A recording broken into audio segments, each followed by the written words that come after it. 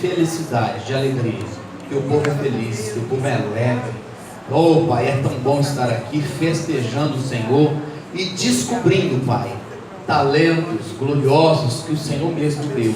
Pai, abençoa esse período, esse tempo de reflexão da Tua Palavra, que possamos, olha Pai, através do Teu Espírito, Pai, nos encher ainda mais do Senhor. Oramos em nome de Jesus, amém? Quero refletir com os irmãos algo rápido, para darmos continuidade à noite dos talentos.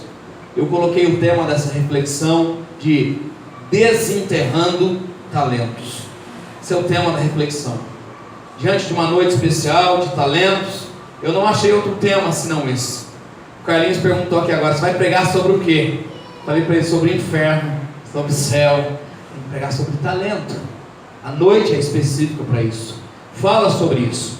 E o Evangelho de Mateus, capítulo 25, eu ia me deter na leitura do versículo 14 ao 30, mas para nós ganharmos tempo aqui, e você conhece, você vai ler na sua casa, mas antes dele ainda, no capítulo 24 do Evangelho de Mateus, a Bíblia diz que Jesus começa a dar pinceladas do reino, do final, do término, ou da sua segunda vinda, porque ele estava na sua primeira vinda à terra, mas ele começa a falar da sua segunda vinda. Ele vai falar das 10 virgens, da prudência que devemos ter, e ele entra aqui no capítulo 25, a partir do versículo 14, falando de parábola de talento.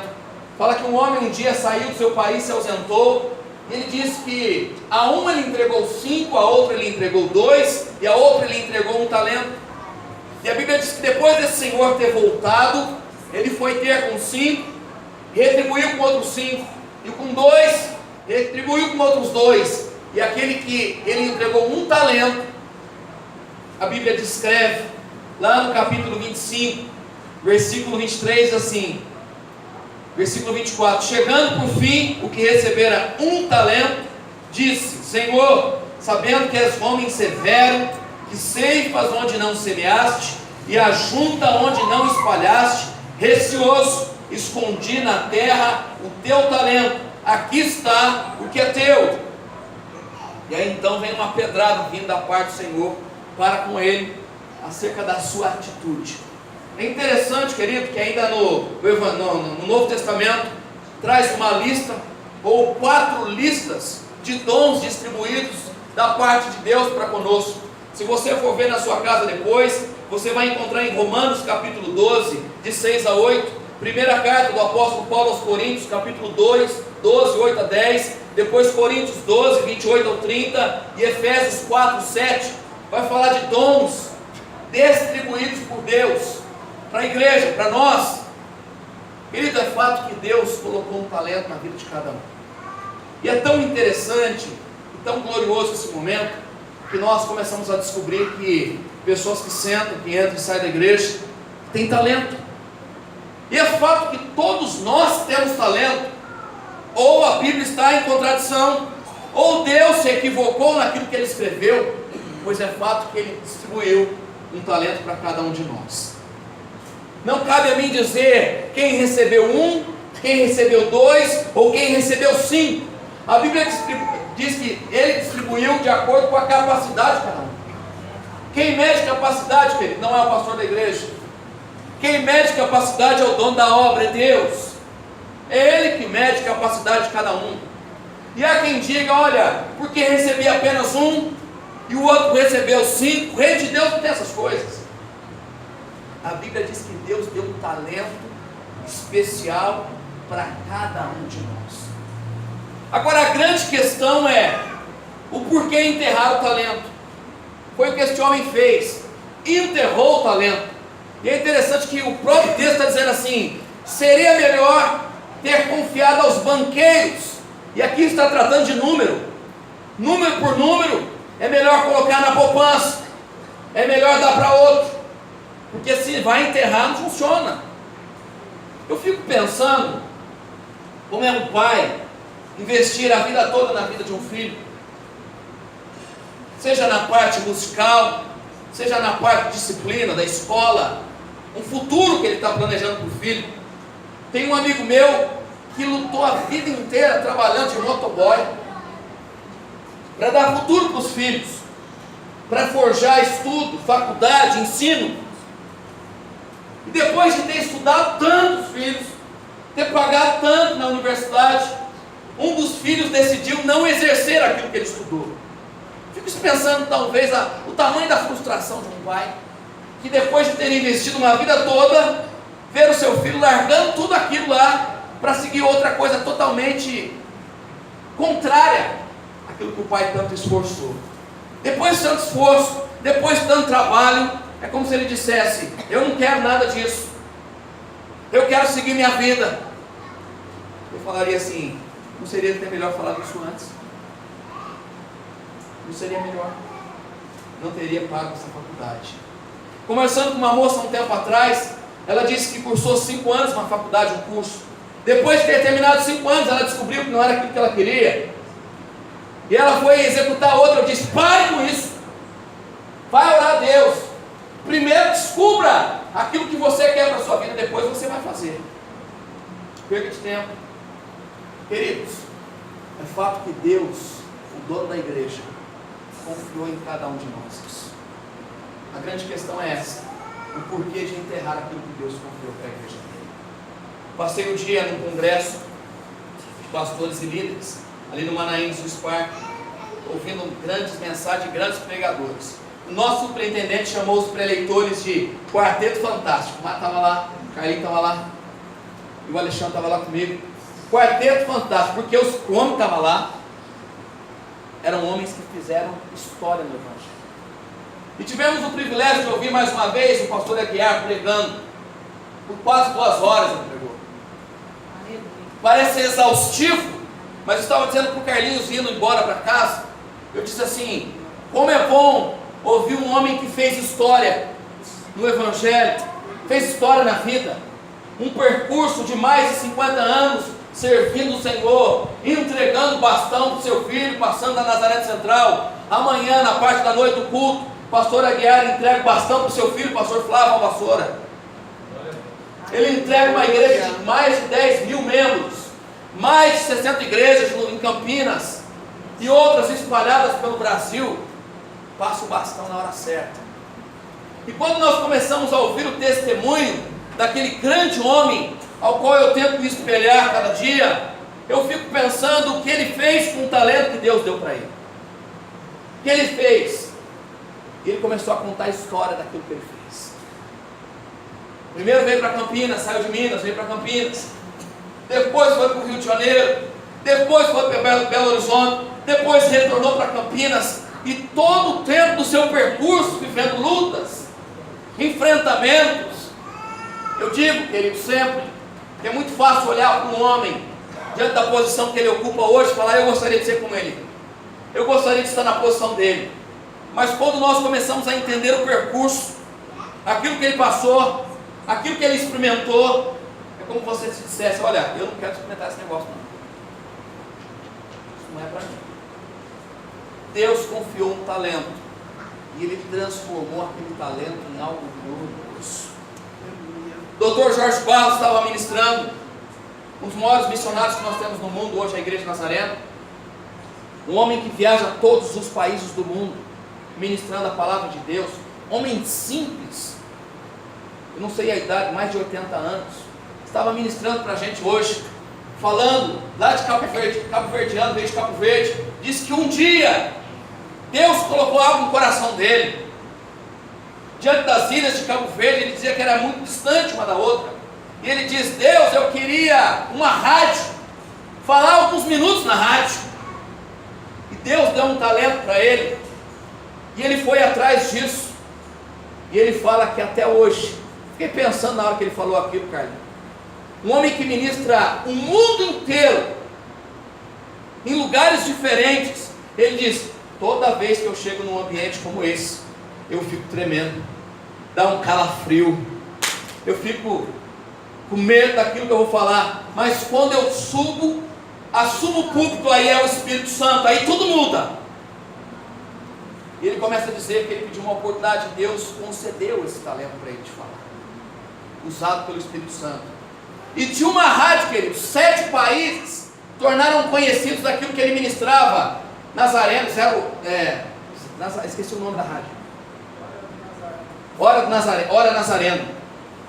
Milhões de pessoas tomaram conhecimento da ministração da palavra. Pessoas se dobraram ao Senhor, ao ponto aqui no Brasil, há 40, 50 anos atrás, eles mandavam cartas para ele lá, dizendo o impacto que era causado através da vida dele. Porque esse homem que de repente recebeu um único talento, transformou esse único talento em algo glorioso. Não esqueça do testemunho do grande Billy Graham, que faleceu recentemente, norte-americano, um dos maiores pregadores que o mundo conheceu. Quando ele se dobrou diante de uma estátua, no monumento de John Wesley, um grande pregador, e a professora dizia: "Ei Wesley, vamos embora, estamos atrasados." E a história dele diz que ele estava no monumento de joelho, com o joelhinho dele lá, enterrado naquele monumento, orando a Deus, dizendo: "Faz de novo um homem como John Wesley, faz de novo, me dá um dom, me dá um talento, faz de novo." E esse homem se tornou um dos maiores evangelistas do mundo, conselheiro de presidente dos Estados Unidos. Eu fico olhando para a Bíblia, querido, à luz da palavra de Deus, olhando para alguns homens que Deus distribuiu o talento, como Pedro. Você sabe quem foi Pedro? Pedro foi um homem matuto, um pescador simples, um homem que não tinha muito a oferecer, a não ser o conhecimento da pesca. Mas a Bíblia diz que quando ele é chamado por Jesus para segui-lo, é concedido para ele também um talento, um dom, e ele exerce bem esse dom. E Davi, querido, quem era Davi? Davi era um camponês, era um cuidador de ovelha. Davi é aquele que levava balde com ração para os animais do pasto. É aquele que espantava os lobos do pasto. Deus um dia confiou um talento na vida, um dom. E ele usufruiu disso. Eu fico pensando se Pedro, Davi, John Wesley, Billy Graham, George Whitefield, Eduardo Williams, Martinho Lutero, um dia tivessem enterrado seus talentos. O que seria do Evangelho hoje? Será que o Evangelho estaria no Brasil hoje? Eu fico pensando se homens como esses um dia recebessem um talento e tivessem enterrado como muitos de nós enterramos. Grandes evangelistas, grandes homens e mulheres de Deus que passaram por essa terra, mas que usufruíram daquilo que Deus nos confiou. É fato que cada um de nós que entrou aqui essa noite foi nos confiado um dom. E aqui, querido, longe de mim querer saber ou entender nesta noite talvez aquilo que Deus te confiou. Claro que no decorrer dos dias, das semanas, dos meses, eu vou ter que saber, porque para você ser usado aqui eu tenho que saber o que Deus quer te usar. Mas quando eu olho para a igreja e nós estamos numa vigília orando, ontem estava dizendo para os irmãos, tem muito para crescer. Eu ouvi uma palavra do pastor Flávio Valvassor, é aquilo que está no meu coração. Eu não vou me contentar, querido, enquanto não ver o barco dobrado diante do Senhor. Não vou me contentar. Não vou ter paz enquanto isso não acontecer. Enquanto o Pai inteiro não dizer, nós aceitamos Jesus como Senhor. Querido, minha missão é essa. Nós vamos lutar com toda a força aqui. Diante das potestades, dos dominadores, quem se levantar? Todo mundo. Mas eu fico pensando, contrapartida, para que isso aconteça também, é necessário que a igreja esteja presente nessa obra. Para que essa grande obra de Deus aconteça, é necessário que haja um despertamento daquilo que Deus proporcionou para a sua igreja, que é os talentos, que são os dons. Cada um tem. Existem pessoas que têm o dom de recepcionar gente na porta da igreja. E sabe o que é ser acalorado com um abraço amoroso, receber um beijo, dizer que você é importante? Tem gente que entrega a vida para Jesus num abraço na porta da igreja. Sabia disso? Pastor Guerra conta esse testemunho, que uma senhora entregou a vida dela para Jesus pelo um abraço que recebeu na porta da igreja, dizendo: eu nunca recebi um abraço na minha vida, aqui eu recebi. Esse é o Jesus que vocês falam, eu quero continuar nessa igreja. Talvez Deus tenha te colocado nisso, para você cuidar. Nós estamos crescendo com as crianças. Temos mais de 30 crianças na igreja. Olha, pastor, o ministério não está bom, mas ele tende a ficar melhor. Tem muitas coisas para acontecer. Talvez Deus colocou no seu coração o desejo de cuidar. E a pergunta é: por que não está cuidando? Por que não está ajudando? Por que não está fazendo? Ministério de louvor, queridos, é um ministério tão amplo, mas precisa ter uma vida no altar, como eu tenho falado aqui. Tem tanta gente que pode ser usada, tanto talento. Quando a gente começa a ver algumas pessoas cantando aqui, quanto talento. Querido, a Bíblia diz que os anjos queriam pregar e não pregaram. Deus me deu esse privilégio, aleluia. Mas eu queria cantar e Deus disse: não vai cantar. Aleluia também. Pelo menos o parabéns dá certo, né, irmão? Queridos, se não é o cantar para mim, eu preciso descobrir aquilo que Deus tem na minha vida. Certa feita, numa reunião de entrevista de pastor, alguns anos atrás, a mesa que me entrevistava perguntou: como é que é o pastor na plataforma? Eu disse: eu não sou pastor de plataforma. Eles: como assim? Pastor tem que pregar, pastor tem que ministrar. Eu disse: entendo que tem, mas eu não sou pastor de plataforma. Eu sou pastor de casa, eu sou pastor da rua, eu sou pastor de praça. Diferente, foi isso que Deus me chamou para fazer. Entendo que eu tenho que pregar? Entendo. Prego com a ajuda do Espírito, somente. Mas Deus me chamou para outra coisa. Cada um na sua, irmão. Deus tem confiado dons e talentos para a igreja. O texto está dizendo de profecia, de mestre, de misericórdia, de amor, de cuidado. Nós não temos ainda na igreja um ministério que cuida de feridos lá fora. Nós não temos ainda um ministério de compaixão que leva a cesta básica. Ainda continua sendo o pastor que leva nas casas. Aliás, nem cesta básica vocês vão trazer mais na igreja. Nem alimento traz mais. Vocês acham que está todo mundo bem? A gente precisa de alimento. Vou mais trazer alimento. Amém. Está precisando levantar a gente. Pastor, mas um dia eu fui tentar e fui barrado. Foi barrado por algum motivo. Porque se Deus distribuiu o talento e quer usar e não está sendo usado, tem algum motivo, tem algum problema. E se o problema for o pastor, querido, fique em paz. E Deus tira ele de cena para levantar você, porque se Deus chamou, Deus vai cumprir. Nós estamos enterrando talento às vezes. Longe de mim querer pregar uma mensagem triste, falando que vai se cumprir no final do versículo. Eu quero criar aqui, com a ajuda do Espírito, uma mensagem motivadora, que enche o seu coração dizendo: Deus te deu algo extraordinário nas mãos, e tudo que Ele mais quer é que você use isso para a glória dEle. Você entende isso? Para a glória dEle, porque se for para a tua, querido, o primeiro que vai te barrar vai ser o pastor numa rasteira. Eu mesmo te dou uma rasteira. Faz graça, o que você vai ver? O próprio Deus ceifa aqueles que querem ser mais do que Ele. Começou lá no céu com o próprio diabo, Lúcifer. Mas Deus tem prazer em abençoar. O próprio Deus que distribuiu talentos, Ele é o capacitador. O próprio Deus que te deu, é Ele que te capacita, é Ele que te abençoa, é Ele que vai estar com você nos piores momentos da sua vida, te capacitando. Porque quando nós recebemos o talento, diante das causas, diante das crises da vida, a tendência, em primeiro lugar, é largar o ministério. A primeira coisa que a gente quer fazer é largar o ministério, é largar aquilo que Deus confiou. E o que nós fazemos? Enterramos. Mas Deus te chamou aqui essa noite numa festa tão linda, e eu não quero estragar ela, para dizer para você que o talento que Deus te deu, você precisa desenterrar essa coisa. Pastor, mas eu joguei terra lá, hein? Não tem problema. Ele vai te dar uma pá maravilhosa essa noite. Essa pá é tão gloriosa, querido, que você não vai nem cansar para desenterrar o talento. Você precisa desenterrar. Pastor, eu tenho? Tenho. Diante do que o pastor afirma isso? Da palavra de Deus. Você quer prova maior? Diante da palavra dele, eu afirmo isso para os irmãos.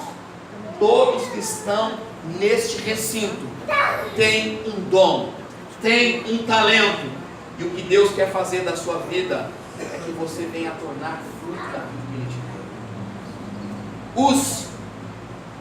Converse comigo depois. Pastor, meu talento é esse. Pastor, estou confuso acerca do talento. Vamos orar. Deus vai dar uma direção. Não do jeito que você quer, do jeito que Deus vai fazer, na ajuda do Espírito. Quanto menos você esperar, as coisas vão acontecer.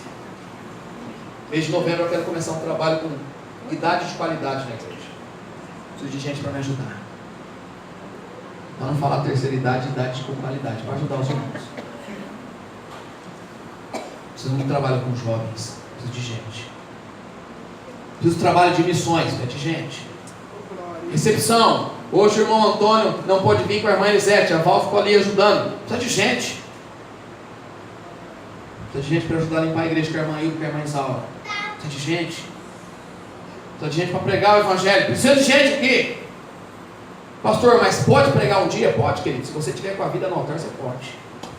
Se Deus te chamou para isso, se você tiver com a vida no altar, você pode. Se você tiver com a vida atrapalhada, esquece. Mas se você tiver com a vida no altar, pode. Pode cantar? Pode. Pode pregar? Pode. Pode evangelizar? Pode. Vamos fazer isso. Desde que você entenda o que Deus te chamou para fazer, e você vai fazer isso com excelência. Fica de pé, eu quero orar com você. Você até